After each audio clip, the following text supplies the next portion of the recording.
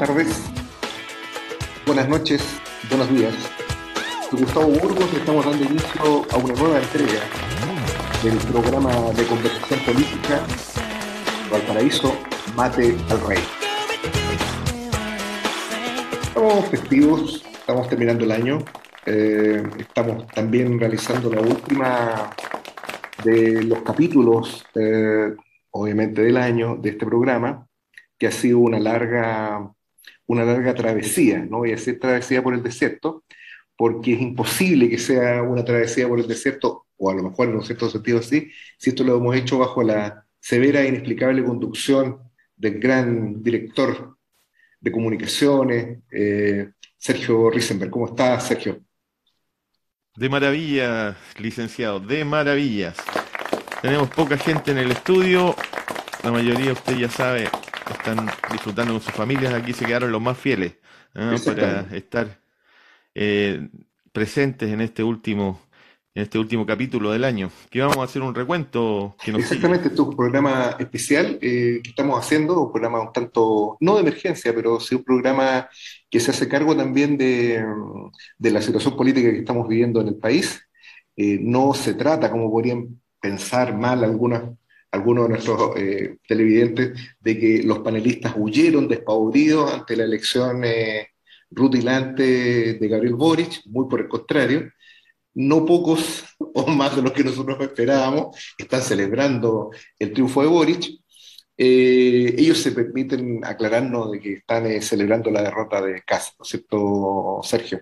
Pero de todas maneras, lo concreto, Yo por estamos mi acá. parte, licenciado, por mi parte, yo estoy celebrando porque fui de los de la primera hora. Yo no me subí al carro de la victoria al último en segunda vuelta. Exacto. Yo sabía exactamente que lo que necesitábamos nosotros era estabilidad, que era lo que nos andábamos buscando, y con este loquito de Cast, perdone que le diga, no íbamos a obtener ninguna estabilidad. En cambio, este cabro Boric, él ha conversado con la gente de Plaza Dignidad, no le fue muy bien. También ha conversado con los presos políticos, los fue a visitar, Tampoco le fue muy bien. tampoco le fue muy bien, ¿sí? Pero bueno, nosotros pensamos que era el único puente que podíamos encontrar y lo encontramos. Y ahí está, el campeón de presidente. Ahora lo que va a pasar es lo bueno, ¿ah? ¿Cómo vamos a salir de Eso es lo esta? interesante. Yo quiero resaltar un acierto periodístico que tuvimos en el último programa, que estuvimos con Paul Balder y con Juan Carlos Gómez Leighton. Es un programa que hicimos el día sábado, que salió el mismo día domingo, y en el que nosotros lo hicimos un poco a ciegas, apostando y haciendo análisis en función de que Boric se iba a imponer. Quizás el centro de la discusión iba a ser la magnitud del triunfo electoral de Boric, pero creo que corresponde que destaquemos que en ese sentido la, la forma como nosotros hemos abordado los hechos y como hemos venido discutiendo la situación política durante el año ha tenido de alguna manera un correlato con los hechos que en definitiva han venido teniendo lugar. Ese es como yo sería como la primera observación que haría, Sergio. ¿Sabe Eh, qué le quería decir, ¿Mm? licenciado? Yo me di una vuelta por los podcasts. Usted sabe que en algunos sectores a esto le llaman podcast de izquierda. Ah, no lo Es una sabía. forma de ninguneo a mi persona, porque yo Exacto. acá soy el productor y me parece que eso es una forma propia de esos grupos. Sí. Bueno, pero le llaman un podcast de izquierda. Y yo me di una vuelta por el mundo de los podcasts de izquierda y le quiero decir que no encontré ninguno que no estuviera haciendo, aunque sea a la mala gana, campaña para que Boric saliera. Así que en ese sentido, Mate el Rey es un producto totalmente excepcional porque fue en el único programa que yo al menos vi en que ni el conductor ni los invitados, salvo el señor Paul Balder, que lo tenemos bien identificado, se aceptó. Paul Balder tampoco, en todo caso, hizo campaña, pero No fue muy entusiasta él. fue el único programa en que la versión oficial estaba por no votar por Gabriel Boric. Felicitaciones porque además le apuntó al resultado junto con el don Juan Carlos Gómez Leighton, que también dio un certero pronóstico. Sí, yo quisiera que hiciéramos este programa especial primero abordando algunas cuestiones generales, globales, de coyuntura, pero también que hiciéramos una especie de humanamente hablando, ¿no? En relación a lo que ha sido el trabajo de este año. Nosotros, si la memoria no me traiciona, este es el programa número 44, usted que están dado las cábalas, Sergio, que estamos haciendo en este minuto. Y por lo- 44, señor. Exactamente, el programa número 44. Y por lo mismo yo creo que es interesante que pasemos revista a lo que ha sido la actividad de este programa durante el año. Eh, Exactamente, usted lo ha dicho. Inolvidables. Creo que nosotros partimos en marzo de este año, las primeras fines de febrero o comienzos de marzo. En la primera edición tuvimos con Eval Meyer, quien actuó como conductor en el número uno de este programa, y estuvo Marcel Claude y quien habla. Creo que ese fue como el punto de partida, y el tema de discusión A en mí me aquel parece momento. que está titulado como capítulo 3 Sí, hay también en un capítulo nuestro... 8 que está perdido, etcétera. Hay una serie de El cosas capítulo que... 8 yo... ¿eh? Eso lo vamos a dejar. Yo espero que eso que fue parte, digamos, del, de las cábalas y de Hay un la capítulo forma en que perdido. tenemos de trabajar dentro del camarín, sí. Sí. Esas cosas quedan dentro del camarín y se quedan Exacto, ahí. exactamente, ahí mueren. Bueno, yo quisiera hacer como una especie, en ese sentido, como una especie de resumen. Durante el año que terminamos, se vivieron al menos tres hechos políticos de gran magnitud. El primero de ellos es el fenómeno de la lista del pueblo, que a lo mejor a esta altura muchas personas no recuerdan el enorme impacto que provocó una lista de desconocidos, más que de independientes, o una lista de desconocidos, sin ninguna articulación política visible, al menos en aquel momento, y que obtuvo una contundente representación en las elecciones del 17 de mayo. Hubo una contundente representación en la Convención Constitucional. Sin embargo, pasaron menos de 2 meses y esta bancada del pueblo, que inicialmente se presentó como eh, muy radical, ellos señalaron de que ellos no iban a conversar con nadie, que ellos no iban a negociar nada y que ellos estaban ahí para representar al pueblo. Y que Como no, no iban a empezar la convención hasta que liberaran a los presos políticos. Eso es lo que... además, además, Su primer... claro, actuó en ese momento como vocero Montesinos, no recuerdo el nombre de él, quien precisamente hizo estas declaraciones bastante estentorias, que hicieron pensar a no poca gente de izquierda de que estábamos en presencia de una nueva dirección política que pudiese ponerse frente al régimen, ¿no? Deténgase ahí un poco, licenciado. Yo vi mucha expectación, entusiasmo con la lista del pueblo. Hubieron también, revisando la competencia, mucha ilusión con respecto a la lista del pueblo. ¿Qué fue usted lo que sintió en el momento que supo que se conformaba la lista del pueblo? Fueron su nivel Bueno, yo estuve en de el, esperanza? ¿O yo usted es un estuve, hombre desesperanzado totalmente? No. bueno, como dice, iba a decir como dice Dante, pero hay tanto músico importante, ¿no? Danny Chilean, entre otros, y Uh, decía que lo más importante es perder la esperanza, ¿no? O su Correcto, amigo Pato Renal, correcto. ¿no? Eh, Así es, así es. claro, Mientras esperaba un premio Billboard, que nunca llegó. exactamente. Así Yo lo es. que, a mí en lo personal me tocó participar en la formación de una lista en Valparaíso, en la que apareció el grupo de la lista del pueblo, ¿no? Apareció con la candidata que en definitiva resultó electa, que es, se me olvidó el nombre inclusive, pero no es un acto despectivo, sino que en absoluto un acto despectivo respecto a esta compañera, pero no Esto recuerdo que quede claro. Trato que en los capítulos no tengamos problemas con gente externa al programa, pero usted siempre nos deja con Sí, algo. sí, Si pero no bueno, usted, Riquelme, y si no, le pido que me excuse, en el Pitoniza. curso del programa me voy a acordarle el nombre de ella, pero ¿Ya? es una estudiante de Derecho que resultó electa por este distrito como convencional de la Convención Constitucional y llegó acompañada del abogado Ponce y de quien en ese momento se presentó como chancho de guerra, que es el señor Menéndez, ¿no? Ellos Se fueron los que presentó como chancho de guerra, así. él se presentó a sí mismo como chancho de guerra. Obviamente, como es algo tan extraño el nombre, yo lo recuerdo con claridad. Leonardo Ponce es el abogado, ¿no? Y Zárate, Camila Zárate es el nombre de la convencional. Bueno, ellos se Bien, presentaron, muy bien, licenciado. nosotros en ese momento teníamos un espacio que era Unidad de Trabajadores, donde estábamos, donde compartimos espacio con Catherine Fuentes, con Marlene Núñez, quien, esta última quien fuimos nosotros precandidatos con Catherine y con Adriana Calleguillos. Estoy citando cosas que son un poco más domésticas que políticas, pero lo que quiero decir es No, que no, nos interesa. pero una de las Justamente razones, eso es lo que nos yo interesa. lo que quiero subrayar es que esto ocurrió a fines de diciembre del año pasado, exactamente hace un año, y una de las razones que esgrimieron para no ir con nosotros en la lista fue precisamente la idea de que ellos no querían tener ningún tipo de contacto con marxistas, ni con gente que propusiera la lucha de clases, ni nada, ninguna idea de revolución.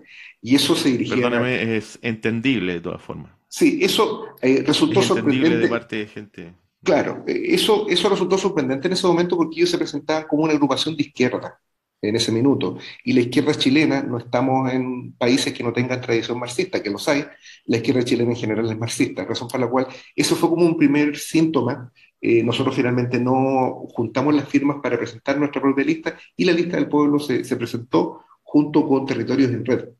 Eh, ¿Por qué señalo este hecho anecdótico, ¿no? Esta repulsa a acercarse a marxistas y a revolucionarios? Porque en realidad ya en aquel momento se observaba un rasgo inequívoco por parte de los personeros de esta lista, particularmente de Ponce y de Menéndez, mucho tiempo después supe que se llamaba Chancho de así, guerra. el Chancho de Guerra, quienes en realidad enfatizaron en varias oportunidades que ellos no eran de derecha ni de izquierda, y como muy bien apuntado Ariel Zúñiga en ese especie de bar político que él tiene, es que si hay alguien que se señala que no es de izquierda ni de derecha, invariablemente es un fascista. Y pareciera de que los hechos finalmente revelaron de que el método zúñiguista de Pitonizo se cumplió a cabalidad y no el movimiento que estaba detrás de la lista del pueblo, pero sí aquellos personeros que lo encabezaban, eh, estaban en posiciones políticas que no tenían nada que ver con el movimiento del 18 de octubre y que más bien tenían que ver con un intento de formación simplemente de un aparato con fines bastante alejados a la política, que tienen que ver con cobros, manejos de dinero, que como finalmente quedó evidenciado de manera catastrófica, no solo con esta especie de cajamiento ¿Usted, parcial. ¿Mm? usted olfateó oportunistas o una izquierda progre No, eh, yo creo que más bien la lista del pueblo, al menos postmodernista? su directiva sostiene un discurso, sostuvo en su momento un discurso posmoderno, un discurso eh, deslavado de todo contenido de clase y de toda perspectiva revolucionaria, un discurso absolutamente centrado en las minorías y no en las mayorías explotadas, sino que en las minorías, y desde ese punto de vista es lo que puede decirse sobre su discurso, ¿no? Un discurso un tanto inclusive apolítico, que explotaba fundamentalmente la repulsa de los partidos, pero de fondo, esta es la forma, pero de fondo la verdad que era una corriente, simplemente una corriente oportunista que explotaba aquello que estaba en el ambiente y con finalidades que quedó en evidencia que no tenían nada que ver con la política, tenían más que ver con los negocios, al punto de que la marca Lista del Pueblo ahora podrá guardarla en un cajón en lo profundo del mar, Menéndez, fue inscrita como una marca comercial por el propio señor Menéndez o una productora que está a nombre de él. Aparecieron también en la lista del pueblo algunos personajes que estuvieron vinculados antiguamente a la derecha, como es el caso de Spotorno, que es un personaje bastante zigzagueante, Es Spotorno, sí, sí, sí. exactamente, quien también tuvo alguna participación tardía e incidental en la candidatura a la moneda de Marcel Claude, como él mismo lo contó en este programa. Ahí nosotros tuvimos una Sí, cierta, una primicia. pero se dio una versión por ahí que Spotorno tuvo un papel muy clave en la candidatura de Marcel Claude y eso no fue así. Lo que, Marcel explicaba que lo único que hizo formar parte de tomar, digamos, la administración de las redes sociales Sí, y mayor influencia no tuvo en la... Hubieron otros personajes. sí, hubo en el caso de la campaña de Marcel Clos, pero volviéndolo a la lista del pueblo, yo creo que hay dos momentos bien importantes en esto. El primero es la instalación en la Convención Constitucional en julio, que fue un momento clave, porque después de los discursos, inclusive esto se vio en vivo, ¿no? El discurso hasta minutos antes de iniciarse la Convención Constitucional era que la Convención no iba a poder funcionar si no eran liberados los presos políticos. Y bastó Lo el recuerdo reto perfectamente. enérgico de la secretaria del Tribunal Electoral, que asumió como pro tempore, como presidenta de la Convención Constitucional para los solos fines de su instalación, quien demandó que comenzara a funcionar de inmediato, y eso mereció un aplauso por parte de todos los convencionales que prefirieron honrar diplomáticamente la conducta de esta funcionaria pública antes que una cuestión política fundamental como es la libertad de los presos políticos. En ese mismo momento ya se visualizó con claridad de que la lista del pueblo había renunciado a cualquier reclamo político sustantivo. Y esto también se observó con la votación que sostuvieron apoyando a una convencional de cupo mapuche, que es Elisa Loncón, que con independencia de su indumentaria, su trayectoria política la acerca, la ubica concretamente dentro del PPD y dentro claramente de la concertación. Esto fue una primera señal de advertencia y de anuncio de cuál iba a ser el curso político que iba a tomar la Convención Constitucional en su conjunto. Pero no pasemos al tema de la Convención Constitucional, quedémonos en lo de la lista del pueblo. El primer punto yo diría que fue ese. El segundo aspecto importante, Yo voy a invitar al público y a usted, disculpe que lo interrumpa, sí, pero hay algunas declaraciones que hubieron en su tiempo en el capítulo de La Lista del Pueblo de Ariel Zúñiga, de Juan Carlos Gómez, que vamos a recortar un resumen y que lo vamos a poner acá. Y luego de eso podemos seguir con ese segundo punto de el licenciado en este recuento del año de Mate al Rey. vamos entonces con eso. Pasando con la convención constitucional, que ha perdido visibilidad, se han dedicado a hacer reuniones internas, perdieron la voz en materia de apoyar a los presos políticos, ya no se ve a la convención constitucional hablando, o miembros importantes de la convención pidiendo la liberación de los presos políticos, ya no se ve a la convención hablando en contra de la AFP, en contra de la propiedad privada del cobre y los recursos naturales. Están hoy día haciendo un trabajo burocrático confinado a un edificio. Muchos esperábamos que con el éxito que tuvo, por ejemplo, la lista del pueblo en la convención, se levantara una suerte de dirección política, una voz en el país. No está. Se sigue Chile y la clase trabajadora huérfana de una dirección política que de alguna manera enlace lo que fue el movimiento estudiantil del 2011, del 2006, el movimiento contra la AFP, lo que sale como resultado de la expresión popular de octubre del 2019. El asunto es que aquí la política sigue siendo dirigida, sigue siendo manipulada por la clase política que está hoy día, ¿no? Al servicio, desde Boric hasta pasando por los comunistas, pasando, bueno, por los de siempre, sigue estando de alguna manera en concordancia, en articulación con los intereses de la clase empresarial. Porque aquí se ha aceptado que el camino institucional, político institucional, y todos estamos esperando que de algo salga de ahí. Yo tenía mucha esperanza, y aprovecho a hacer el comentario, tenía mucha esperanza en la lista del pueblo. Se ha ido además empezaron 27 y ya van en 25 o 25 iban, porque se le fueron dos, ¿ah? Y no todos los 25 o 27 que eran podemos tener certeza de lo que plantean o cómo van a discutir o cuáles son los planteamientos que tienen ellos con respecto a determinados temas que se van a discutir en la convención. Tuvo un acercamiento de una compañera con un personaje de la lista del pueblo que aparece al menos como uno de sus ejecutivos, vamos a utilizar esa expresión, que es Ángeles Potorno. Entonces, en medio de esa comunicación, él señaló expresamente que la lista del pueblo no quiere tener ningún tipo de relación con organizaciones marxistas-leninistas. licenciado, a mí me parece que el caballero ese que habló con usted tuvo en el pasado trabajaron juntos con este señor de don Marcel Clos. Con Juan Carlos, dices tú. Con Espotorno. Con Espotorno. Sí, el hombre estuvo ahí a la guaita ahí cuando levantamos la candidatura el 2013. Y el hombre participó de manera bastante activa.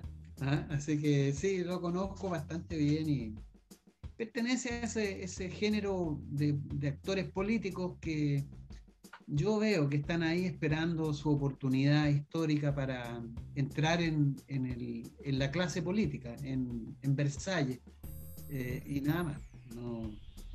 No tenía. Él estaba muy ligado a la familia de Beatriz Sánchez, Mayor, porque él es publicista, ¿no? Y le hacía la publicidad a las empresas de la familia Mayor.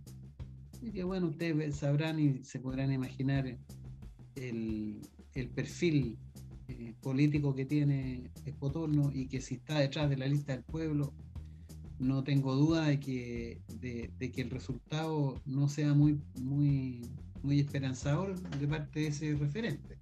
De hecho, no lo ha sido, ¿no? Porque uno podría esperar que a partir de lo que fue el resultado electoral en la convencional, se levantara como yo también tenía, igual que Juan Carlos, no sé si la misma esperanza que él, pero tenía una expectativa interesante que progresivamente se fue desvitalizando.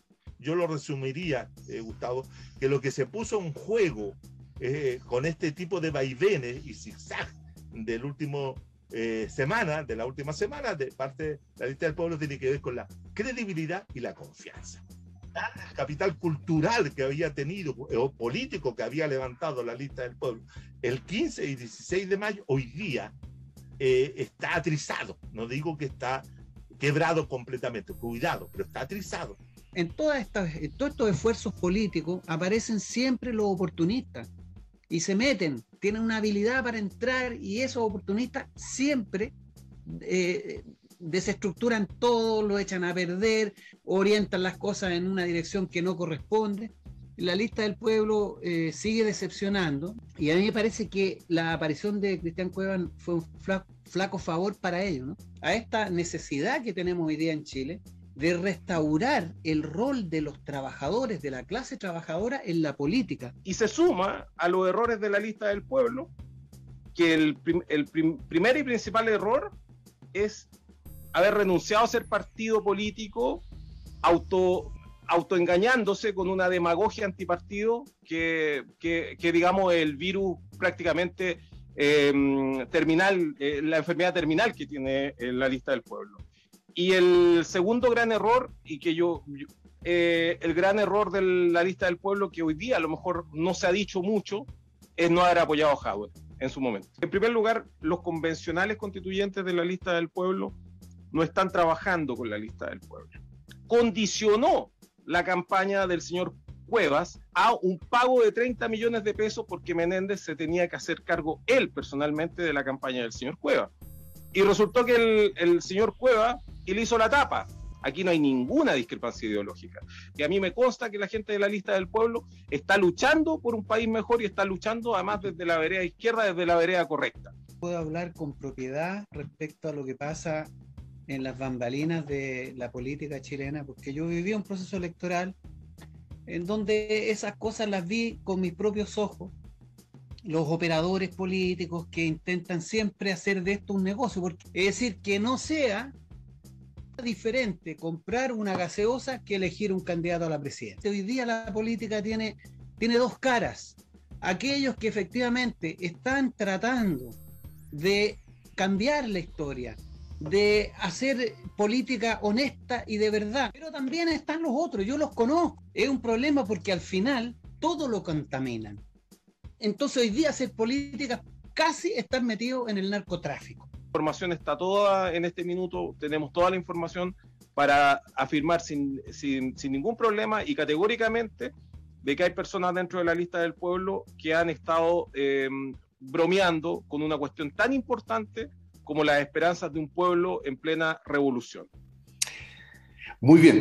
Creo ¿Qué que le pareció? Me pareció bastante ¿Te elocuente. recordaba ese capítulo? Lo recordaba con claridad. Me parece que fue un momento de bastante audacia también por parte de Pitonizo, de Ariel, ¿no? De la manera como él marcó, digamos, la forma como se está gestando esta directiva en las sombras de la lista del pueblo. Y yo creo que esto ocurrió poco tiempo después. Esto se vio absolutamente ratificado con el segundo elemento de la lista del pueblo que yo creo que es importante, que tiene que ver con lo de sus expresiones presidenciales. Por un lado, la sorpresiva designación en agosto, a comienzos de agosto, de Cristian Cuevas como candidato presidencial en una asamblea hecha realmente y literalmente entre gallos y medianoche, quien apareció siendo candidato Incluso pocos rápidamente. gallos. Sí, la lista del pueblo lo defenestra, dice que no lo representa, y él sigue su intento ya personal de llegar a la papeleta en noviembre, cosa que, como todos sabemos, se frustró. Y después de eso, la lista del pueblo hizo un movimiento aún más atroz, que es la presentación de el candidato que también se reclama mapuche, Diego Ancalao, quien es un columnista, hasta ese momento su trayectoria política era totalmente desconocida, eh, y quien presentó estas 35.000 firmas falsas, ¿no? Que yo creo que más allá de las connotaciones punitivas que podemos hacer de lo que significa falsificar firmas, ¿no? Que es un escándalo político en sí mismo, yo creo que sí revela que detrás de la lista del pueblo en realidad no había pueblo, no había gente, no había realmente una masa suficiente que le permitiera juntar las firmas, porque más allá, digamos, del fraude, yo creo que lo importante es que Ascalado no pudo juntar las firmas y no solo eso, no tenía gente para juntarlo. Y eso era el candidato de la lista del pueblo. En este caso ya era el candidato del ala, digamos, de derecha, del ala Potorno, del ala Menéndez, ¿no? Del ala Ponce. Yo lo que creo, licenciado, es que con el estallido todos entendimos perfectamente que necesitaba aparecer una dirección política que representara ese estallido y que fuera capaz de llevar ese estallido a lugares más allá, Sí, a cuestionar el poder, a presentarse como una alternativa ya organizada. Y al parecer la lista del pueblo fue ese aborto de ese intento, porque sí. carecía absolutamente de un sustento político. Yo recuerdo que se escuchó muy fuertemente que Julio César, por ejemplo, eh, Rodríguez, pintaba para candidato. Julio César Rodríguez, un hombre de los medios a quien amigo enviamos un suyo, saludo, amigo por suyo. supuesto, un Sí, grande. Y justamente, y tenían a Julio César, entonces Julio César yo lo conozco, digamos. Puede ser muchas cosas, pero para presidente de Chile es riesgoso sí, mucho para la menos República. es un hombre que se identifique siquiera formalmente con la causa de la revolución o la causa, siquiera una causa, digamos, Del de estallido, ni los siquiera del explotados, o la estallido. causa del estallido social, siquiera. No tuvo Es ninguna, que ninguna. la gente está huérfana de Sí, líderes y aparece, le porque muestran líderes. El recuerdo que había un pelado Valde pelado Bade. era otro de los Bade, eso. Sí, Pelado, es que pelado Balder toda es su otro. presentación fue en Balde. Toda esa presentación, Y, su y Balder es participación su en propio este nombre, fenómeno ¿no? político fue en Balde, sí. Sí, no, yo creo que, claro, el fenómeno, que esa es la tercera idea, el fenómeno Balder, de nuevo, perdón por Balder, el fenómeno pelado Bade, ¿no? El Rojas fenómeno Bade. Balde era un gran...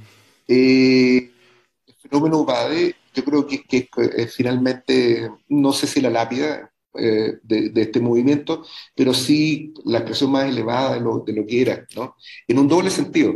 Y yo creo que lo que hizo Bade fue simplemente actuar como actuó su movimiento, con un agudo sentido de oportunidad. Eh, y creo que Bade no mintió en lo sustancial, era realmente un activista de la primera línea, él era un hombre de la Plaza Dignidad. En ese sentido no mintió.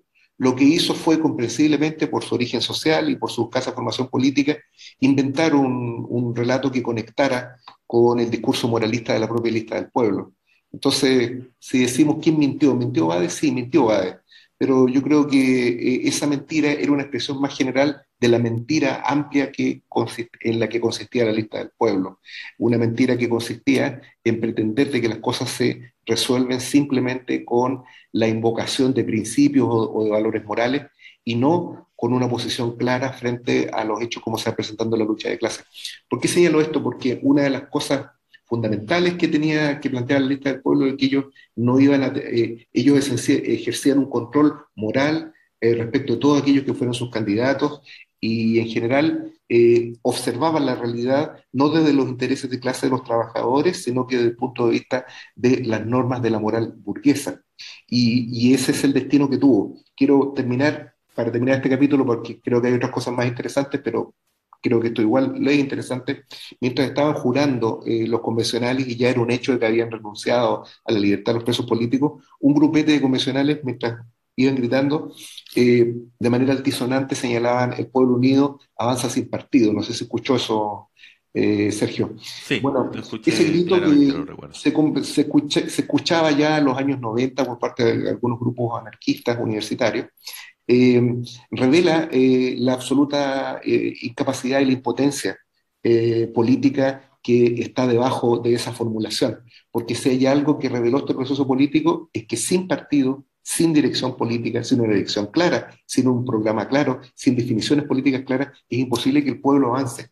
Porque sin partido, que es lo que representaba en definitiva la lista del pueblo, una organización, un movimiento sin conducción visible, sin un programa visible, en definitiva lo único que permite es que esa dirección invisible, que es la de Chancho de Guerra y compañía, con ese programa también invisible, que era un programa oportunista, en realidad lo que condujo invariablemente a una estrepitosa derrota. Y actualmente tenemos a buena parte de los convencionales que fueron de la lista del pueblo alineados absolutamente con el Frente Amplio y muy probablemente van a servir de correa de transmisión del nuevo gobierno. No me cabe duda de que esto va a ser así. De ahí que todo este discurso independentista, este discurso de choque con el régimen, es pura chaya, como como decía Wittgenstein, ¿no? Eso es pura chaya. Puras cachañas también, como dijo en su momento Gramsci. Eso es lo que está presente, digamos, Sergio, yo creo, respecto a este hecho. Te Le invito costó eso a Gramsci, le costó ser de castigo. 3 días. exactamente. Cuando le dijeron que Mussolini iba a hacer todavía más difícil su estadía en la celda, él dijo eso, es pura chaya. 3 Exactamente. días en celda de castigo. Exactamente, Así es. fue una historia terrible. ¿Qué le voy a contar? El segundo punto yo creo que es importante, es el desarrollo, que yo creo que probablemente es el que tenga, de los elementos que están ahora, el que tiene más proyección en el tiempo, de la Convención Constitucional. Esto fue profusamente tratado, muchos de los panelistas que estuvieron acá intervinieron precisamente en ese sentido para analizar y tengo la impresión, si mal no recuerdo, de que hubo bastante unanimidad en general entre los panelistas acá en el sentido de que la Convención Constitucional no iba a ser capaz de dar cuenta de los reclamos democráticos que estaban puestos en ella. No olvidemos, licenciado, que teníamos ahí a un candidato, don Juan Carlos Gómez. Pero no alcanzó a ser candidato. No alcanzó. No, La lista se reventó antes. claro, lo que pasa es que Juan Carlos participó en el proceso en agosto, en el proceso de levantamiento de candidaturas independientes de la lista del pueblo. Era un proyecto absolutamente faraónico. Las personas debían juntar las firmas para ser candidatos independientes, con todo lo difícil que era eso, y una vez que juntaban las firmas, la lista del pueblo debía decidir, dentro de los que hubiesen juntado las firmas, cuál era el candidato más idóneo. Indudablemente el sesgo, conocemos cuál es el que tenía esos dirigentes. Y en esa lucha infame cayó nuestro compañero Juan Carlos, quien simplemente no logró juntar las firmas, como le ocurrió a tantos otros, ¿no? Que estuvieron participando genuinamente del movimiento de la lista del pueblo, porque yo creo que hay que separar entre lo que fue el movimiento Sí. de lo que fueron sus dirigentes, ¿no? En el movimiento hubo la inmensa mayoría de gente honesta que vio detrás de esto una alternativa de lucha e inclusive de independencia de clase. No son pocos. No olvidemos que la propia María Rivera del Movimiento Internacional de Trabajadores llegó a la Convención Constitucional haciendo manifiesto su posición socialista, revolucionaria, y gracias a eso llegó a la Convención Constitucional y hoy día es probablemente una de las pocas voces de la clase trabajadora que están presentes en la lista, perdón, en la Convención Constitucional. Sí, Eh, y es importante resaltar que don Juan Carlos Gómez Leighton siempre está tratando de buscar la forma de desarrollar una organización política, él trata de participar en los procesos, siempre se está dispuesto a ayudar, a hacer un contacto con esa gente y hoy en día lo tenemos de presidente de la Junta de Vecinos Brasil número 1, ¿es? Parece que sí, en ¿Era la el número comuna de San uno? Me parece Joaquín, que sí.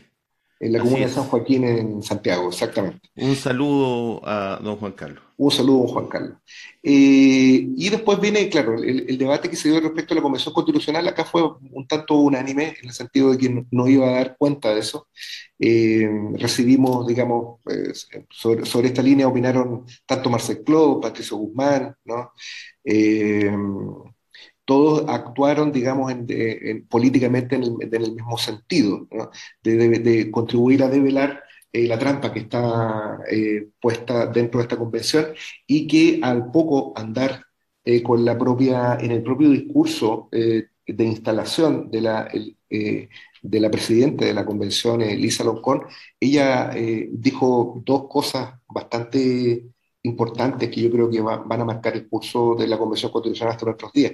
Lo primero que dijo es que esto debía ser una convención para todos, y eso fue una explícita, eh, eh, digamos, convocatoria a la derecha piñerista, ¿no? A la derecha criminal, a la derecha que estuvo detrás de las violaciones masivas de los derechos humanos, a la derecha explotadora. Una convención que se haga de consumo con el enemigo, invariablemente es una constitución que va a servir al enemigo. El propio concepto de unidad nacional que hoy día se escribe con tanta liviandad, en el fondo, y de una manera bastante inequívoca, lo único que revela es una forma de darle legitimidad a los intereses de la minoría. Sergio. Así es, lo extraño era que en ese tiempo le pedían formar parte de la directiva de la convención, que ellos unirse con ellos, ser un todo, pero meses más tarde esos mismos sujetos serían el fascismo que venía a matar, a perseguir homosexuales y que todos teníamos que volcarnos a las calles para apoyar al niño del árbol. Exacto, exacto. Ahí hay una cuestión que está anticipada ya en la Convención Constitucional, pero yo creo que lo que más, al menos yo destaco, es el discurso de Loncón y la forma como las fuerzas políticas se articulan. Y esta idea que finalmente quedó plasmada en la ratificación de los dos tercios, ¿no? Porque esto fue, los dos tercios estaban simplemente en un acuerdo político, y este acuerdo finalmente se cumplió. Vale decir, aquellos que entraron a la Convención Constitucional reclamándose eh, digamos, del movimiento, del levantamiento popular, del estallido, ¿no? Del pueblo o de la revolución. Y explícitamente en contra del acuerdo que habían, Exactamente. que dio el acuerdo por la paz. Inclusive aquellos sectores finalmente terminaron declinando su posición y terminaron discutiendo eh, cuestiones menores, ¿no? Como lo de los plebiscitos vinculantes. En realidad, lo de los plebiscitos vinculantes es algo política y prácticamente imposible de llevar a cabo, y eso quedó refrendado en el reglamento que se votó con mayorías bastante amplias dentro de la Convención Constitucional, y del momento que se adoptó este acuerdo de funcionar con los dos tercios, vale decir, un régimen de funcionamiento antidemocrático por definición, un régimen de funcionamiento de la Convención Constitucional que está al servicio de la minoría de la derecha. Inclusive esto se hizo calculadamente para que justo los convencionales de la derecha pudiesen siempre bloquear todo. Esto fue hecho formalmente así. Hay declaraciones también de Fernando Atria en el sentido de que era necesario respetar la institucionalidad y que respetar dicha institucionalidad obligaba a los convencionales entonces a respetar esta modalidad o este sistema de quórum contramayoritario, como lo ha llamado nuestro amigo Felipe Portales. Um, Creo que ahí hay un punto fundamental, porque esto transforma a la Convención Constitucional en una simple Cámara de Reformas del actual régimen. Si nosotros vemos actualmente el tipo de discusión que se está presentando en la Convención Constitucional mediante estas iniciativas populares de ley que aquí juntan firmas, se firman con la firma electrónica, etcétera, que está todo muy bien, eso son muchas iniciativas, muchas reivindicaciones que están llegando actualmente a la Convención Constitucional. En la práctica, lo que está ocurriendo a través de estas iniciativas es impedir que se vea el bosque, ¿no? Que se vea el gran marco general. Acá hay discusiones de fondo que no están siendo tratadas en ninguna de estas iniciativas, como por ejemplo el régimen de propiedad de los grandes medios de producción, la nacionalización de los recursos nacionales, la relación con el problema del capital financiero, el problema del Banco Central, ninguna de aquellas cuestiones que son fundamentales en el establecimiento del régimen, llamémoslo neoliberal, no me gusta, usted sabe ser que usar esa palabra, a mí me basta con decir que es un régimen capitalista, pero digamos para que se entienda, neoliberal, del Por orden favor, capitalista. la idea es hacer que esto sea entendible a la gente. Exactamente. Sí, Y esas eso me viene a características hablar que definen Álvaro. al régimen capitalista en nuestro país, que lo definen como neoliberal, no están siendo objeto de ningún tipo de cuestionamiento ni ninguna iniciativa legal, lamentablemente por ninguna de las corrientes presentes dentro de la Convención. Licenciado, el último tiempo vimos como la popularidad de la convención había ido bajando rápidamente hasta hacerla totalmente un elemento que no tiene ninguna importancia en la realidad política nacional. Después del triunfo de Boric hay un intento, se ve por todos lados, de darle un peso a la convención como un organismo.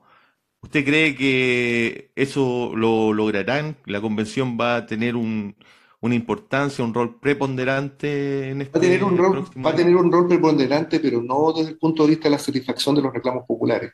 Yo creo que la Convención Constitucional Eso. va a ser el motor. No soy experto en mecánica como usted, ¿no?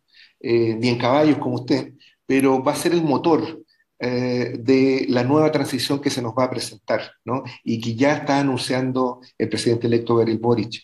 En ese sentido, creo que sí, la Convención Constitucional va a tener un papel muy importante, pero no aquel que el pueblo le atribuyó en su momento de votarla masivamente, sino que va a tener un papel preponderante para los efectos de seguir disolviendo el movimiento social, seguir fragmentando el movimiento social, seguir sacando a la gente de la calle y llevándola a los pasillos del Parlamento y de la propia convención y transformando esto en un, no voy a decir circo porque me parece un poco excesivo, pero sí en una simple pantomima, ¿no? En una puesta en escena en la que no van a tener ninguna cabida los grandes reclamos populares que sustentaron el levantamiento del 18 de octubre.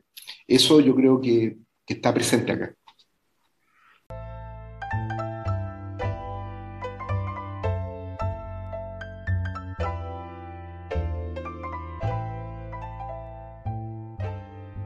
Yo creo que es importante pasar al último punto, que es la situación ya de la coyuntura, lo que estamos viviendo actualmente, de este año vertiginoso, que fue un año breve, ¿no? Un año en que el pueblo chileno fue bombardeado. Estaba haciendo cálculos, fueron casi 10 elecciones en las que tuvo que participar durante este año. Si tuviésemos que hacer una metáfora bélica, el pueblo de Chile fue una especie de ciudad de Dresden, bombardeada por los aliados, ¿no? No quedó absolutamente nada sobre el movimiento de las organizaciones populares. Este bombardeo inclemente de las elecciones hizo y provocó una enorme fragmentación, división y una suerte de desmoralización que hoy día se vive en muchas organizaciones que, entre otras cosas, están sosteniendo el reclamo de la libertad de los presos políticos. Lo comentábamos en uno de los últimos programas, el suicidio del compañero de la primera línea, Patricio Pardo. Eh, para nosotros no vamos a analizar la situación doméstica de él, ni sus problemas de salud que eventualmente puede haber tenido. No nos cabe duda de que el suyo fue un acto político y como lo dijimos en varios programas y también lo invocó Marco Riquelme, a nosotros consideramos a Patricio Pardo como un caído en combate. Este hecho nos trae a los que peinamos canas el recuerdo también de una situación parecida que vivió la izquierda entre el año 89 y el 90 con motivo del desarme de todas las organizaciones populares que lucharon en contra de la dictadura, la sumisión de la izquierda oficial, digamos, el PC y el PS fundamentalmente, a la candidatura de Elwin, respecto del cual se dijo que se llamaba solamente a votar, ¿no? Que era un voto en contra de la dictadura, pero indudablemente quien llama a votar por un candidato lo está llamando a apoyar. Eso, las cosas son en la realidad social lo que son y no aquello de que puede estar oculto en la voluntad de aquel que vota. Y eso fue algo, Sergio, que fue bastante importante y que yo creo que es algo que caracteriza el momento que estamos viviendo hoy día. Sí, yo recuerdo que usted hizo mención a mucha gente de la izquierda, de este sector que usted representa, en el cual se ha estado dando vuelta los últimos, quién sabe, 50 años, y que hubieron sectores de ahí que cayeron en usted les llama compañeros que cayeron en profundas depresiones y algunos de ellos atentaron contra su vida al volver la democracia. Y es un fenómeno que al parecer se da en las vanguardias porque son los más afectados, son los que van adelante, son los que tratan de abrir el camino y son también los que sufren las consecuencias y tienen que pagar los platos rotos. Efectivamente, la participación que a mí en lo personal me cupo en el proceso electoral, yo fui candidato a diputado por el Distrito 7 en Valparaíso, como Yo integrante lo vi de. con una escalera poniendo un cartel, recuerdo por ahí. Pusimos carteles, pusimos también jingles en radio portales, hicimos algún otro tipo de actividad de propaganda a la altura de nuestras modestas capacidades, digámoslo. Igual no lo he hecho y creo que es un momento también de agradecer a las mil y tantas personas que prestaron su voto por esta candidatura, por mi candidatura, que como lo dije incansablemente en todos los medios y también lo dije en este programa, el voto por mi candidatura y por los candidatos del Frente por la Unidad de la Clase Trabajadora es un voto por la revolución, más que un voto que apueste en lo inmediato a llevar a alguien al Congreso. Y en el entendido de que quien se lleve o de haber llegado, digamos, nuestros candidatos al Congreso, precisamente nuestra política era de atacar a esta institución que está creada y que históricamente solamente ha actuado para atacar los intereses de la gran mayoría de trabajadoras.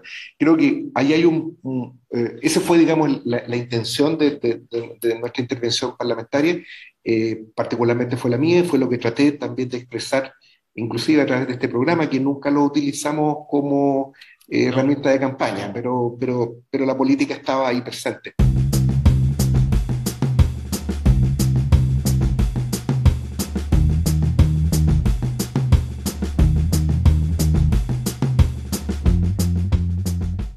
Justamente, justamente, la pregunta era, y yo le iba a advertir que no había mala intención en esto, Sí. ningún intento de ponerlo contra la pared, ni colocarlo en una situación Incómodo. complicada, Sí. incómoda. Del frente ese que usted menciona, ¿queda algo? Me parece que para allá iba justamente, se largó a hablar porque usted no escucha, usted sigue para adelante, no espera que le pregunten nada, pero bueno, era ¿Qué justamente se llaman eso. estas cosas que se le ponen a los caballos? Orejeras que usan los caballos del Hipódromo Chile, en esos Exactamente. que usted votaba placé y que eso los dejaba en una situación mucho mejor para las siguientes carreras. O Y, trifecta inclusive en y algunos casos. nadie entendió esa explicación hípica. Bueno, Pero no importa, vamos con el frente. a ver, respecto del Frente, yo creo que el Frente por la Unidad de la Clase Trabajadora, que se presentó en las elecciones de noviembre, bajo el amparo y la cobertura legal del Partido de los Trabajadores Revolucionarios, que es el PTR, el conjunto de las organizaciones que participamos ahí, dentro de ellos la revista El Porteño, que es una organización, participamos por tener como común denominador la reivindicación de un gobierno de la clase trabajadora y una perspectiva socialista y revolucionaria de resolución de la crisis. Esos fueron nuestros acuerdos, había elementos sobre los que no nos pusimos de acuerdo, como por ejemplo el balance de la Unidad Popular, eh, algunas cuestiones también de cierta relevancia estratégica, pero al menos el centro del acuerdo del FUT, como nosotros lo transformamos en ese acróstico, ¿no? El centro gravitacional del FUT era precisamente la reivindicación de un gobierno de la clase trabajadora. Y de hecho ese es el nombre completo, Frente por la Unidad de la Clase Trabajadora, ¿no? Me- Ahora, ¿qué pasó con Increíble, ese una frente? creatividad única. Exacto, sí, claro, es que hay que tratar de ser lo más conciso y claro posible, ¿no? En política al menos. ¿Qué es lo que ocurrió con el FUT? o qué es lo que está ocurriendo, porque fue no muerto, creo. Ocurre lo que ha ocurrido con buena parte de las organizaciones de izquierda en el país, y no solo organizaciones políticas, también organizaciones sociales, asambleas, colectivos, ¿no? Que llenan el escenario político y el territorio político en nuestro país. Estas resultaron fracturadas, particularmente con el advenimiento de la segunda vuelta. La segunda vuelta electoral creo que marca, que comienza precisamente el 21 de noviembre, si mal no recuerdo, cuando resulta derrotado Boric por escaso margen por el candidato Kast en la primera vuelta presidencial. A partir de ese momento se genera un fenómeno que creo que va a mantenerse durante bastante tiempo, no va a ser un fenómeno simplemente circunstancial, y es el hecho de que una parte importante de los compañeros del FUT que integran, digamos, esta organización, Socialismo Revolucionario, la Fuerza 18 de Octubre, el MST, la Fuerza Unida y Lucha de acá del Paraíso, por mencionar, digamos, a aquellos que están dentro del frente, pero dentro del país son muchas más organizaciones, se inclinaron por apoyar la candidatura de Boric, sosteniendo que era la tarea prioritaria en el momento frenar al fascismo y que el voto por Boric no era un voto por él, sino que es un voto contra Kast. Nosotros fraternalmente, siempre lo dijimos, consideramos, los compañeros del PTR nos siguieron en esa posición, aunque con algunos matices, consideramos que era un error hacer ese planteamiento, eh, por varias consideraciones. Primero, porque no era cierto de que existía el advenimiento de un movimiento fascista. El movimiento fascista tiene como característica fundamental la existencia de unos sectores de masas que logran ser encolumnados en contra de las organizaciones de trabajadores y las organizaciones de la izquierda, y que buscan la instauración de un régimen policíaco, una dictadura. Esa es la definición general que se puede hacer del fascismo. No me voy a meter en las definiciones filológicas que hace Carlos Pérez Soto, ¿no? Que se mete y considera el fascismo como solamente aquel italiano. Voy a utilizar la denominación más amplia, ¿no? Que es la denominación marxista, la misma categorización que hace Trotsky. Y en ese sentido creo que lo que ocurrió es que hay un primer error de análisis de que tal ascenso fascista no existía. Los que no nos inclinamos por apoyar a Boric, lo hicimos en el entendido de que tanto la amenaza comunista que sostenía la derecha, como la amenaza del fascismo, no pasó a ser una pequeña campaña de terror orientada a recrear las ilusiones democráticas y a recrear particularmente el escenario político que se vivió a fines de la dictadura. No tenía otra finalidad más que la de impulsar un gobierno de unidad nacional. De tal suerte que yo entiendo, digamos, que los compañeros, no solamente los del FUT, sino muchas otras corrientes, cuando votaron por Boric, sabían qué clase, digamos, de sujeto es Boric, y sabían también la naturaleza política burguesa del programa de apruebo de dignidad. Cuando digo burgués me refiero a algo que ellos mismos dicen. Ellos no quieren acabar con los medios de producción, o sea, no quieren acabar con la propiedad de los medios de producción, no quieren desmantelar el aparato militar burgués, no quieren que gobiernen las asambleas. Eso lo dicen expresamente. El propio candidato Jadwe señaló de que ellos ni siquiera eran antiimperialistas, como que la Prueba de Dignidad no era antiimperialista, y que bajo su gobierno, el gobierno de Prueba de Dignidad, no iba a haber levantamientos populares. En ese sentido yo creo que una candidatura que tenga ese perfil no reúne las características de haber servido para aglutinar a los trabajadores en torno a una perspectiva de lucha. Acá no es tan de principio si se votaba o no por Boric. El voto por Boric no es tanto una cuestión de principio. Lo que es de principio es la intervención concreta en el momento concreto de hoy día. Y en el momento concreto de hoy día, haber llamado a votar por Boric contribuye a la división, a la fragmentación y a la derrota.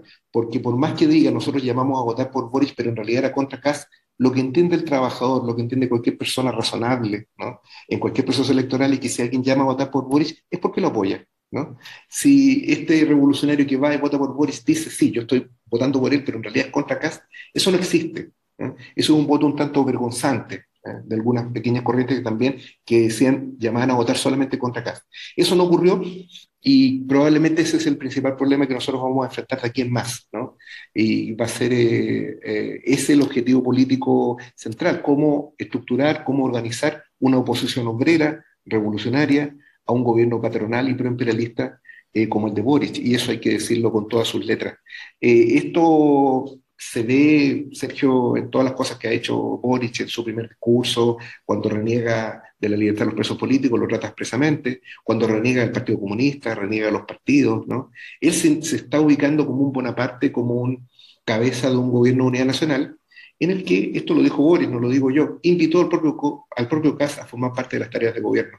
No había tal amenaza fascista si ese candidato Boric se reúne, como lo hizo ayer o anteayer con el general Yáñez de Carabineros, precisamente para proponerle trabajar en conjunto con una organización criminal que asesinó, que torturó, que mutiló masivamente durante el levantamiento popular. El solo hecho de haberse reunido con ese general importa una renuncia, a toda lucha por el esclarecimiento de las masivas y sistemáticas violaciones de los derechos humanos, y al mismo tiempo es totalmente armónico con su rechazo a la idea de la libertad de los presos políticos, que de acuerdo a lo que el propio Boric ha dicho, no va a liberar a nadie, absolutamente a nadie, en ninguna hipótesis, y esto es algo que esta semana que viene se va a jugar de manera definitiva en el Senado con el hundimiento eventual de la ley de indulto general. Así es, ¿no? Si el muchacho desde su perspectiva, especialmente la perspectiva de los compañeros, como usted les llama, sus compañeros que llamaron a votar por nuestro candidato, está complicada la cosa porque el candidato nuestro evidentemente no iba a visitar a Fabiola Campillay, no iba a visitar a los familiares de los presos políticos, eso nos complica a nosotros, pero sí va a visitar a Frei, va a conversar con Bachelet, va a Con recibir Piñera.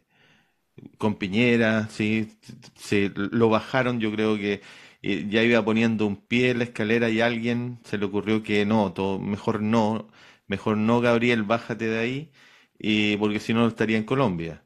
Sí, las Pero razones que en dio vez de para... irse a Colombia se fue a reunir con el general de Carabineros, sin haber hecho nada concreto por la defensa de quienes fueron víctimas de las violaciones de derechos humanos. Sí, yo creo un poco para ir Yo no cerrando. sé qué esperaban, ¿ah? Son muy inocentes sus compañeros, me parece. Bueno, yo creo que cometieron un gran error y a todos aquellos compañeros, que no son pocos, que llamaron a votar o que participaron en dicha campaña, con ellos mismos nosotros vamos a tener que luchar en contra de Boric. Por eso es que es muy importante también tener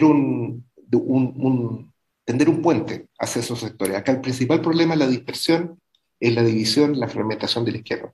Acá es fundamental que se aborden cuestiones como, por ejemplo, la libertad de los presos políticos y que sirvan precisamente para ayudar a conformar, a reconfigurar un frente de clase donde no tengan cabida los patrones, donde no tengan cabida el Frente Amplio, no tenga ninguna cabida, ninguna incidencia del gobierno, ¿no? Eh, ¿Sabes por qué lo digo? Porque yo estoy viendo inclusive hasta son los mismos personajes. Así como Boris parece Elwin, Giorgio Jackson tiene una cara de Edgardo Benninger que ni te cuento. Y me da la sensación de que de alguna manera van a empezar, y esta insistencia en hablar con la familia es precisamente el afán de cooptar a distintos activistas, eventualmente corromperlos y formar organizaciones inclusive que contribuyan a desarmar a las organizaciones revolucionarias que existen en Chile. Eso ocurrió también, y esto es para la historia, ocurrió en los años 80 y durante los 90. Esto está registrado, por ejemplo, en el libro Ratti, que sacó hace poco Totoro y, no me acuerdo el nombre del otro periodista, donde narran de manera bastante circunstanciada la manera como se estructuró la oficina de seguridad pública y que fue un organismo represivo que violó sistemáticamente los derechos humanos durante el gobierno de Elwin, ¿no? Eso es algo que hay que decirlo. Durante el gobierno de Elwin se torturó y se mató. Todos los gobiernos de la concertación se torturó y se mató. Eso siguió ocurriendo, siguieron los presos políticos, se siguieron violando los derechos humanos. El punto es que frente a esos hechos no hubo respuesta política. Por eso es que pasaron 30 años. No tienen por qué venir 30 años más, eso es lo primero, ¿no? Si bien es cierto, retóricamente ayuda bastante eso, no necesariamente van a venir 30 años más, Es más, estoy convencido de que no sea así, no va a ser así. Las expectativas que hay sobre Boris son muy distintas a las que había sobre Elwin. La gente se curaba en la calle, se caía en la calle, abrazaba a los pacos en esa época. Actualmente las celebraciones del triunfo de Elwin tuvieron un carácter más de protesta que de carnaval. Y por lo mismo la cuerda y el verano y el amorío que va a tener, digamos, el pueblo con Boris va a ser bastante breve. Con este cumplimiento o el intento de hacer cumplir los acuerdos por la paz, el acuerdo por la paz, trata de silenciar, disciplinar, es un disciplinador del movimiento obrero, es decir, es un poner límites absolutos que tienen que ver con la ley, la constitucionalidad, el Estado de Derecho y todo lo demás. Es decir, necesitan cumplirlo, los Boris, los Chart. Chart tenía esta misma política con la huelga portuaria.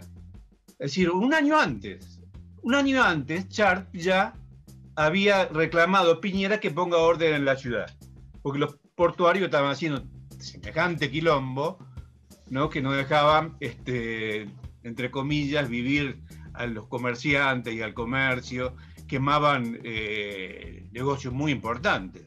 Y cosa significativa, fue quemado el diario El Mercurio. La vez pasada estábamos discutiendo acá, en la Convención Constitucional, se introdujo el tema de la ley de medios. Bueno, la ley de medios. Si algo sabremos los argentinos de la ley de medios, que en realidad no sirvió para nada, sino que la ley de medios, o por lo menos en Valparaíso, tuvo que ver con el incendio del Frente del Mercurio, es decir, el repudio de las masas al lugar donde se cocinan las ideas que tienen y la política que tiene la burguesía y la oligarquía chilena. En la política hay que cobrar las cagadas que se mandan estos atorrantes, que andan con la banderita de Chile y el Estado de Derecho y los derechos de esto y los derechos de... Acá en la Argentina hay derecho de todo, pero se caga de hambre el pueblo argentino, se caga de hambre y tenés derecho para hacer cualquier pelotudez, menos luchar. Yo creo que Gabriel Boric es una réplica exacta, así como si hubiesen clonado a Sebastián Piñera y lo hubiesen puesto un poco más joven, un poco más regordete y lo hubiesen hecho vivir la infancia en Valparaíso en vez que en La Serena y haber comido más cordero que quizás, no sé, que pizza, por ejemplo. Pero son iguales, son exactamente iguales, con la gran diferencia de que Sebastián Piñera era una persona mucho más vital y mucho más vigorosa a la edad de Gabriel, que un niño muy frágil, que la verdad es que no puede aceptar críticas, no puede intervenir en ningún tipo de debate. Bueno, esas razones hacen de que ellos no puedan levantar una épica, no puedan tener un discurso, un relato, como les gusta decir a todos los analistas, y por lo tanto no tienen la capacidad de penetrar lo que viene a ser el grupo que ya tienen convencido. Y quizás una de las grandes limitaciones que ellos tienen, y esto lo voy a decir quizás rompiéndole el corazón a mucha gente, resulta que toda la gente de izquierda que podía ser amedrentada con el discurso de que viene el fascismo, ya fue amedrentada por eso y ya votó por él en primera vuelta. Y eso ocurrió ¿por qué? Porque la gente de Boric insistió con que Boric podía ganar en primera vuelta. No, los del Frente Amplio no se esperaron a la segunda vuelta, sino que lo ejecutaron en primera vuelta y por lo tanto quemaron su nave. Y ahora dependen de Parisi, que es un especulador, ni siquiera un especulador financiero, es un especulador, digamos, que se dedica tanto a negocios inmobiliarios o estafas piramidales, casi un teleevangelista de una derecha populista, una persona que formaba en la escuela militar de Chile. La figura de Gabriel Boric es una figura tremendamente controvertida, es una figura que endeble, fable, es una figura que no puede representar los intereses de las mayorías que se manifestaron en la revuelta del octubre del 2019. Él representa otra cosa, representa la continuidad de los últimos 30 años, pero de otra manera, ¿no? Buscándole algunos ajustes, etcétera, pero es la continuidad. Curiosamente, la academia, tan criticada, ha dicho que hay una diferencia como de 10 puntos, y ahora salió otra que se llama Activa, la famosa también. ¿sí? El pulso ciudadano que también le está dando una ventaja a pocas horas. Ahora, ¿por qué se da eso? Si Boric estuvo trabajando para conseguir el apoyo de los sectores más institucionales, ¿no? De la ex concertación, con la reunión con Michelle Bachelet, con Ricardo Lagos, que no se reunió, pero bueno, Ricardo Lagos ya lo dijo claramente, y con la democracia cristiana hay un trabajo explícito para conseguir ese apoyo, digamos, de los antiguos, de la antigua clase política. Pero también está el trabajo en terreno, que es un trabajo en terreno que se dio a partir del 21 de noviembre, no antes no hubo ese trabajo de terreno, y aparentemente ha sido exitoso. Vimos el cierre de la campaña en la Plaza Almagro, masivo, no veíamos algo así durante muchas décadas en Chile.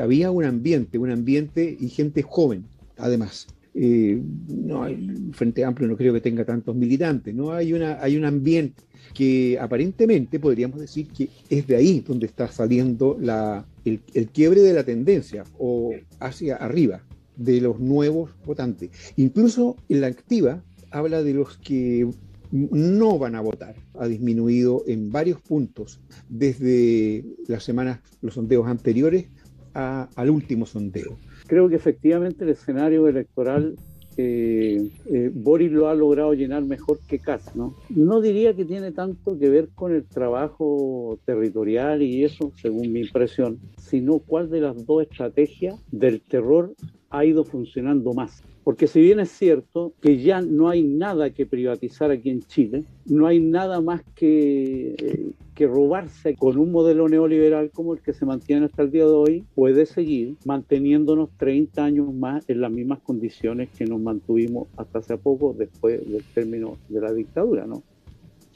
Entonces, ¿cuál de las dos estrategias ha funcionado mejor? ¿Quiénes están detrás del apoyo para que se logre imponer esa estrategia? Hasta antes de la primera vuelta, Kast no existía. Y de repente empieza a surgir, porque alguien quiso que surgiera. Parece que hubo la necesidad de que saliera Kast. Entonces, alguien nos llevó a que esto llegara a este punto. Yo no iba a votar, pero ahora voy a votar porque no quiero que a mi hija me la viole, me la desaparezcan, en fin, etcétera, etcétera. No, si van a salir las bandas organizadas. Y hoy día ya empezamos a decir que no es tan así. Incluso es más, algunos, y no nos hagamos los giles, miraban con ojitos así vidriosos cuando hablaba de Desbordes. Y hoy día Desbordes está loco, casi fanatizado con apoyando a Kast. Entonces, el gobierno que salga, estamos obligadas y obligados a levantar el proyecto popular. Y ojo, porque Boric que produce la confusión. Hay que sacar a Boric para parar el fascismo. Después, cuando empieza a gobernar Boric, bueno, pero recién está empezando a gobernar como una mocerolita. Y después viene, no se puede hacer nada porque el Congreso estamos fritos, estamos mitad y mitad. Eso como al tercer año, ¿sí? Y finalmente, a los 4 años, tenemos que volver a votar por la neoconcertación, porque si no, se nos viene el fascismo encima. A mí me gustaría que los comensales se jugaran por una porcentaje de votos. ¿Qué cosa más electoralista se ha puesto este programa? Es bastante, sí. Estamos retrocediendo. Es una involución política brutal la que está produciendo. Estamos pasando el ludo. Estamos jugando el ludo, don Sergio. Señor Riquelme, ¿podría usted jugarse por una cantidad de votos, un número, un porcentaje? ¿Tiene usted capacidades de proyección en ese sentido? Yo creo que va a estar por lo menos unos 4 o 5 puntos arriba Boric. Creo que también que va a haber una mayor votación, y esa mayor votación va a ser de la gente que no votó en la primera vuelta. Tal vez algo similar a lo que ocurrió para el plebiscito. Un voto joven que está entusiasmado. Eso creo que el factor, unos pocos puntos el factor, una observación sobre esa dinámica de la que está dando Paul. Lo más probable es que nosotros presenciemos un triunfo ajustado de Boric. Yo para decirle francamente, yo he construido 10 escenarios posibles y dentro de esos 10 escenarios posibles construidos, de esos 10, en 6 gana Boric y 4 gana Kast. Estamos cerrando entonces este programa. Muchas gracias, Juan Carlos, muchas gracias, Marco, muchas gracias, Poli. Bueno, nos vemos porque el futuro es posible, ¿no es cierto, Sergio? Así es, esperemos que estemos en nuestros puestos el lunes y si no, bueno, a través de algunas señales. Bueno, usted nos dará, usted que en los negros días también ayuda a mucha gente, espero que también, si es que ocurre un desenlace fatal, también nos ayude. Así es, yo seré el punto de contacto. Estaré en el club de golf, cualquier cosa. Chao. Hasta luego, chao, nos vemos. ¿Usted tenía algunas preguntas, Sergio? Sí, claro, usted sabe que nosotros tenemos esta sección que se ha hecho famosa, que son las cartas amarillas. Y son esas cartas que nos llegan del público. Hay mucha gente que ha tratado hubieron ahí unas polémicas, licenciado, se me acusó, yo traté de no darle mayor importancia, pero aprovecho en este balance del año, se me acusó de tener un cierto problema. ¿Cómo le llamaría usted legalmente? ¿Animadversión? Animadversiones, usted siempre tiene la palabra precisa. La animadversión con el señor Ariel Zúñiga, el pitonizo, y yo vuelvo a señalar una vez más de que las preguntas no las hago yo, sino que llegan desde el público. Pero la de hoy día me voy a hacer una excepción a esta regla, y hay ciertas cosas que el mundo sigue preguntándose. Hay cartas que no incomodan a quien las recibe. Hay cartas Qué lindo que momento. son una invitación a conversar. Una voz sexy. Hay cartas que no contienen denuncia alguna. Tipo Barry White. Esas son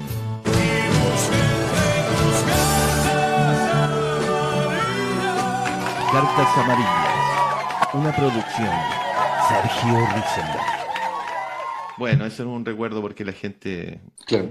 Bueno, aquí se escucharon rumores de choques dentro del equipo de Mate al Rey y empezaron a desaparecer miembros del programa original que fueron quedando en el camino, y la gente hace preguntas y quiere saber qué pasó con el señor Montesinos, que fue uno de los primeros invitados al programa. Había sido líder del movimiento portuario en Valparaíso, Sí. pero después de él no se supo más. Bueno, ¿Sigue vivo el señor Montesinos? por supuesto. Marcos Montesinos, lo mismo que Marcel Claude, también en un plano distinto. Que Marcel Claude. Es otra historia. Pero en el caso de Marcos, la razón es muy sencilla. Él está fuera del país y está en una situación laboral que le dificulta una intervención regular en el programa. Mantenemos una relación epistolar, conozco perfectamente la situación en la que él se encuentra, qué es lo que está haciendo, y de hecho hace muchos aportes y contribuciones al porteño, permanentemente tiene vinculación con la revista, fundamentalmente Marco, pero él no está en condiciones, por su situación personal, de poder estar acá. En el caso de Marcelo es una situación distinta, ¿no? Que sería como el otro que se quedó un poco en el camino.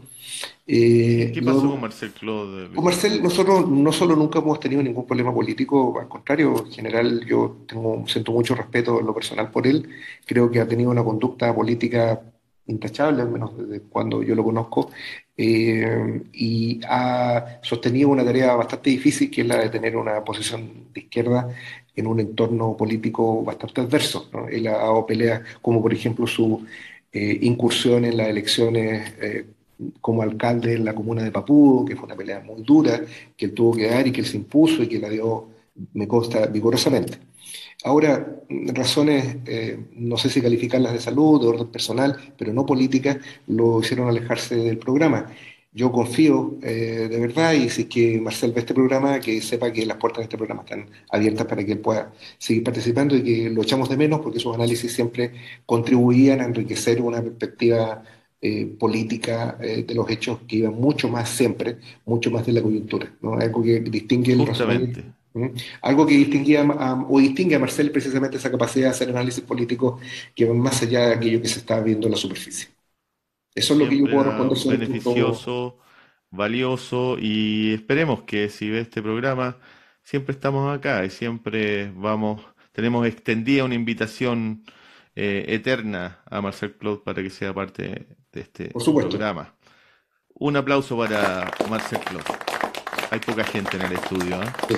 Pero alumnos lo de hacemos práctica. con harto cariño. Gracias, Lo hacemos alumnos de con harto práctica. cariño. Sí. Así es. Y La otra pregunta, ¿qué le pareció a usted? Ewald se nos fue, Ewald, ¿no? Ewald, Simplemente un día dijo que Ewald ya lo que no. pasa es que él participó activamente, digamos, hasta agosto, y después estuvo muy involucrado en lo que fue su candidatura a diputado por el Distrito 6, donde obtuvo una votación muy importante, ¿no? Soy malo para los datos, para las cifras, pero más de 3.000, quizás 4.000 votos obtuvo, lo que lo transforma en un candidato muy competitivo, y él fue el candidato más votado, además, a nivel nacional del Frente por la Unidad de la Clase Trabajadora. Con Perfecto, él, con sumamente Ewald, claro. Aplausos para Ewald Meyer, siempre en el pensamiento de Mate al Rey. Última pregunta, licenciado. La gente me comentó mucho a través de cartas, comentarios que me paraban en la calle, en el Tabeli, se acercó otra gente de diferente, probablemente, extracción social que la que se me cruza en Teatinos, pero todos coincidían en que les gustó estos programas temáticos. Por ejemplo, tuvimos uno del imperialismo y otro acerca de la violencia, que fue un poco polémico porque no vi yo en otro lugar, en otro podcast, otro programa que se tratara el tema de la violencia como se hizo en el sí, nuestro. yo creo que eso nos lleva a lo que va a ser la próxima temporada de Mate al Rey. Eh, Nosotros vamos al igual que la saga de Hollywood, lo que estamos viendo, ¿no? Es que volvemos recargados, esta vez es Mate al Rey 2, La Venganza, esta vez es personal, ¿no? Ese va a ser nuestro lema, ya lo hemos visto con el equipo de producción y efectivamente, porque precisamente porque ahora es personal, es que vamos también a hacer algunas modificaciones en la forma del programa, no en los contenidos ni en la línea editorial, pero creemos de que los desafíos que plantea el nuevo escenario político, particularmente un nuevo gobierno, nos va a exigir mayor profundidad en los análisis. Y al menos hay programas para los próximos, al menos las 2 ediciones, ya hay algo avanzado a nivel de producción respecto a dedicar un programa a los presos políticos y dedicar un programa al análisis de la Convención Constitucional. Tenemos invitados nuevos invitados, nuevas secciones también en el programa. La incorporación de vamos a tener muchas sorpresas. Realmente el año 2022 va a ser un año de sorpresa. No quiero que, como dijo Heidegger, se me caiga el cassette, ¿no? Pero ya lo dijo él tantas veces, ¿no? Y decir, digamos, aquellas cosas puntuales que van a ocurrir, pero lo que Al sí final puedo se le hacer caía es... igual, ¿eh? Se ¿Ah? le caía igual el caso. Exactamente. Al final se le caía igual, ya no sé para qué decía eso.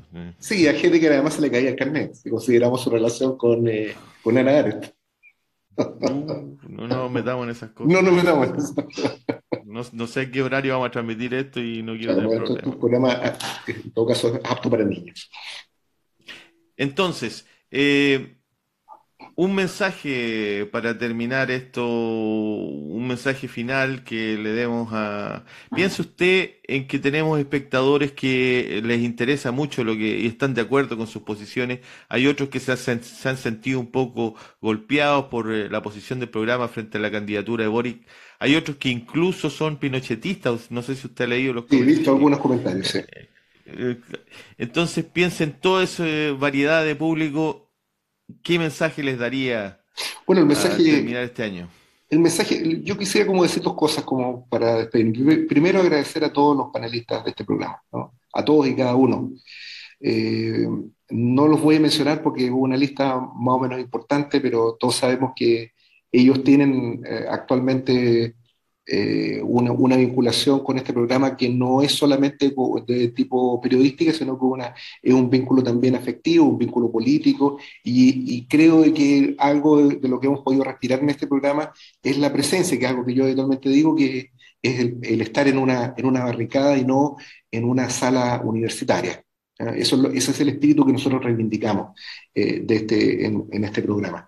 Eso es la primera idea. Y lo segundo, que creo que esa barricada va a estar en lo que viene pletórica de debate, de discusión y de lucha en lo que viene para el próximo año. Y eso es el aporte que quiere hacer este programa. No un discurso autoproclamatorio y ultimatista, sino fundamentalmente un discurso que busca establecer puentes con distintos sectores. Uno de los rasgos que más distingue este programa es precisamente la capacidad que tenemos dentro de la izquierda, obviamente, de debatir, de contrastar posiciones, que es algo muy importante y que se hace con mucha dificultad dentro de la izquierda. Es fácil el discurso ad hominem, del ataque a la persona, que es el tipo de discusión a la que nos tiene acostumbrado el estalinismo. Nosotros como marxistas, precisamente lo que buscamos es algo diverso. Son evidentes las diferencias que hemos tenido con Patricio Guzmán, con Juan Carlos Gómez, con el mismo Marcel Clos en su momento, con Ariel, ¿no? Paul Balder. Con Paul Balder, son elocuentes, pero los consideramos a todos compañeros con los cuales hemos dado una lucha importante que creemos que merece prolongarse y transformarse, digamos, de manera de hacer de este programa realmente lo que aspira a ser. Es un espacio no solo de discusión, sino fundamentalmente de acción, que yo creo que es el paso al cual nosotros tenemos que pasar ahora, Sergio.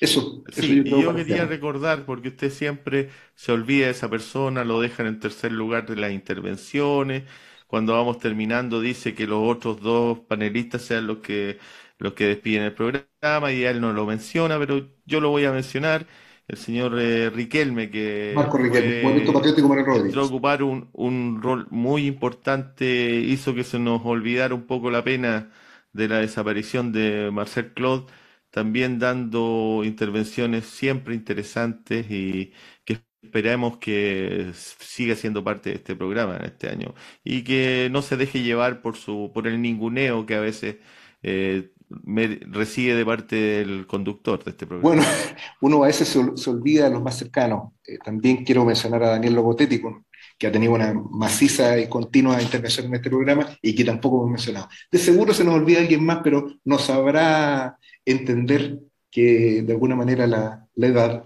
de quienes intervenimos acá hace que olvidemos algunas cosas, pero una cosa es olvidar y otra cosa muy distinta es perdonar, ¿no? Su amigo, el amigo de Logotetti, Antonio que Bórmida. participó Correcto, correcto. Yo soy muy malo y se me quedó en la cabeza Bórdiga. Sí, no es Bórmida. Bórdiga, ¿qué puede decirle al público para que busque alguna información Bórmida, acerca de bueno, Bórdiga? Antonio Bórmida del Partido de la Causa Obrera en Argentina va a seguir colaborando con nosotros. Es muy probable que esté en Chile dentro de poco tiempo y además de seguro vamos a tener también la participación en lo que viene de los pescadores que dieron una lucha muy importante en Quintero, ¿no? Obtuvieron un triunfo muy significativo. Se dio un fenómeno además de unidad con los trabajadores de la zona, un frente único obrero muy interesante. No quiero anticipar más, pero es un hecho de aquellas cuestiones que Quintero nos tiene acostumbrado. De alguna forma, el levantamiento popular de octubre tuvo dentro de sus jalones de empuje el movimiento de Quintero, que tuvo como hecho más rutilante la luctuosa muerte del compañero Alejandro Castro. Así que eso, ahí vamos a tener también novedades y va a haber nuevos invitados y nuevos panelistas que provienen de ese sector de trabajadores. Perfecto, perfecto. Ha respondido todas mis preguntas, ¿Estamos licenciado. listos, Encima hizo Sergio? un cierre de la calidad de los cierres que hace usted. Sí, yo quiero por último agradecer al público, explicar que entiendan el rol que cumplo yo detrás de cámara y al mismo tiempo incentivar a aquellos dirigentes sociales que participan de ollas populares, de convocatorias a organizaciones populares, que escriban al porteño. Quizás nosotros siempre vamos a tener un espacio para ellos en el programa y si es posible pueden venir a nuestro propio programa a presentar su experiencia y qué es lo que están haciendo en el desarrollo de las organizaciones populares, como usted les llama. Sergio Risenberg, le mando un abrazo telemático, como dice la Corte Suprema. Le deseo para este año 2022 que siga siendo tan espectacular como ha sido toda su vida en general, y que este año sea, se ha dicho tantas veces, ¿no? Se dice siempre el año decisivo, que es una expresión que usted sabe, sobre todo a la gente de nuestra generación nos encanta, ¿no? Año 2022, este año sí que es el decisivo. Así que bueno, considerando todo este tipo de íconos y de elementos rituales que caracterizan este programa, me despido, agradeciendo también a Sergio y a todos aquellos que hicieron posible este programa, y por supuesto a nuestros televidentes que nos sigan viendo fin de semana, y que tengan todos los fines de semana, y que tengan un fabuloso y espectacular año 2022 en compañía de su familia. Nos vemos entonces, Sergio. Un gustazo, con el poco público, pero con ganas, aplaudiendo. Están quedando los Hasta el mejores. próximo año. Nos vemos, un abrazo. Así es.